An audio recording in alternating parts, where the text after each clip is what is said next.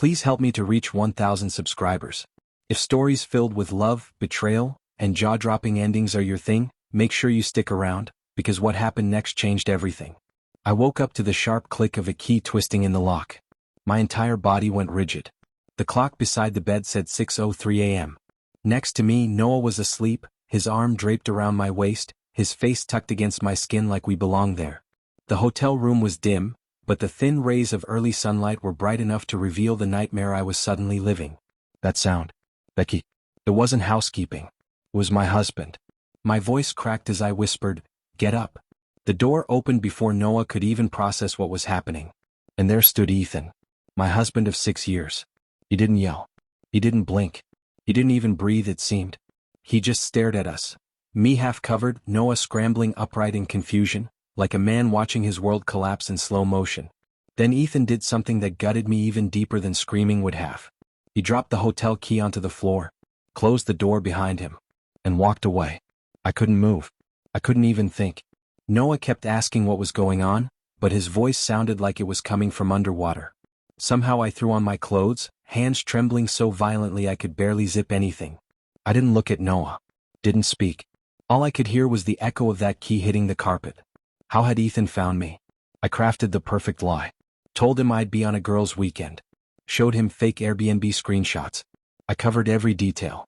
I was so sure. When I got home an hour later, Ethan's car was still in the driveway. I went inside ready to beg, threaten, explain, anything. But he was gone. No packed bags. No note. Just a silence that felt like punishment. For 3 days he disappeared. No calls. No texts. No location. The only proof he was alive was a single $3,000 withdrawal from our joint account. On the 4th day, I came home from the grocery store and found him sitting on the couch, glasses on, casually scrolling through his iPad like nothing had happened. "Hi," he said. "Come." Steady. Almost gentle. My throat closed. "Ethan. I'm so sorry. I don't even know where to." He cut me off with one question. "How long?" I hesitated. And in that tiny moment of silence, everything shifted. He nodded. "You paused." "Twice," he said softly. "So I already know the answer." I sat in front of him, shaking. It wasn't planned. It started a few months ago. I was lonely. "You've been distant, Anne?" He lifted his hand. "No cliches. I only asked to see if you'd lie to me." My heart sank. Then he told me the truth that made my stomach drop. "I didn't go to the hotel to follow you. I was trying to surprise you. I left work early to give you a spa weekend. When I went to drop off the gift bag, they told me you had checked in with a man. And they called me your husband."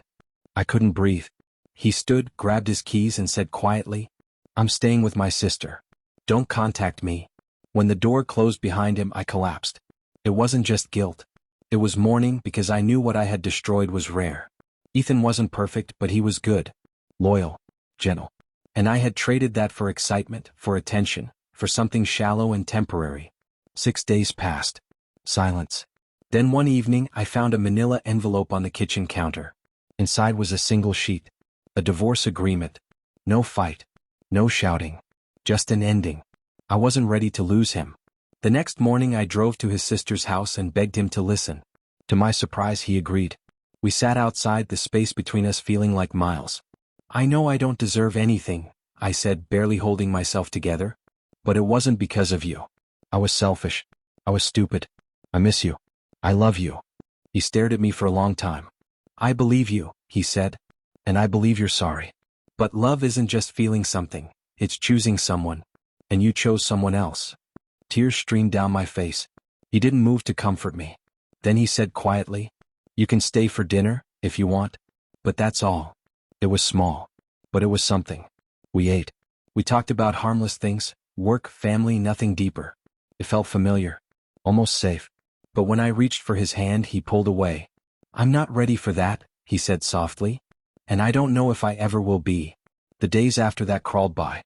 We texted occasionally. Short, polite conversations. I didn't push. I didn't beg. I let him breathe.